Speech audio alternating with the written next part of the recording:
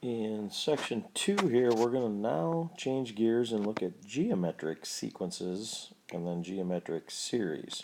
Section 1, we looked at arithmetic, where you were adding between terms or adding a negative, and then looked at arithmetic series, where you were summing up so many terms in an arithmetic sequence.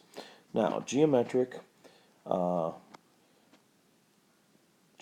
basically you're multiplying between terms. Now, it may look like dividing, but that's like multiplying by a fraction. So, for instance, if I'm multiplying by 2, if I'm dividing by 2, that's the same as multiplying by 1/2. So keep that in mind as we go through and look at geometric here. So first of all, in this first section, we're just going to state if it's geometric. And I'm going to talk about what we multiply by is what we call the common ratio. And we're going to use R for the common ratio. So R is our common ratio, and that's what we multiply by. So if we're just trying to find out if it's geometric, we need to see if the ratio is consistent. And to find R, you take a term and divide by the previous term. So you take a term and you divide by the previous term. I'll just put previous there, but so if we look at this, and it's got to be consistent as you go from term to term if they list the first few terms. So if I look at negative 12 and negative 2, so if I take negative 12 and divide by negative 2, I get 6. Now we have to see if that's consistent here.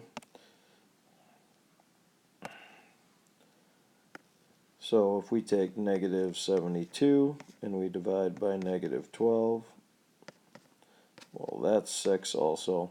And if we take negative 432 and we divide by negative 72, that is also 6. So in number 1, yes, that is geometric because our common ratio was consistent all the way through. If you find any, when you take a term and divide by the term in front of it, if it's not consistent, it would not be geometric. Alright, then let's move on to number 7 here.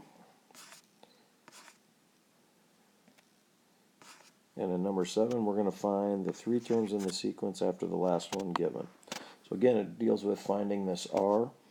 So we're trying to find these next 3 terms here. I'll put blanks there after the negative 2.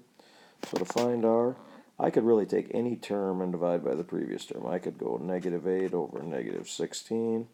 I could go negative 4 over negative 8. I could go negative 2 over negative 4. All of those reduce to 1/2. So in this case, R is 1/2. So then I want to take negative 2 and I want to times by 1/2, which would be negative 1. So really in this first blank it's negative 1. If I take that times 1/2, it would be negative 1/2. And if I take that times 1/2, so, and then if I take negative 1/2 and multiply it by 1/2, I get negative 1/4.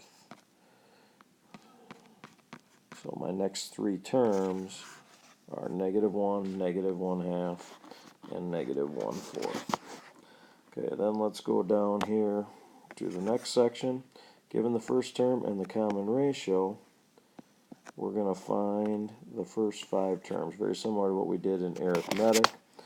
Okay, so I know that A1 is negative 1.5, and I want to find the first 5. So I have that first term, then I want to find the next 4 blanks. Remember, this is what we multiply by. So if I take negative 1.5 and multiply it times negative 2, it's going to come out to be positive 3. If I take my positive 3, my second term, multiply that by negative 2, I get negative 6. If I take and multiply that by negative 2, I get positive 12.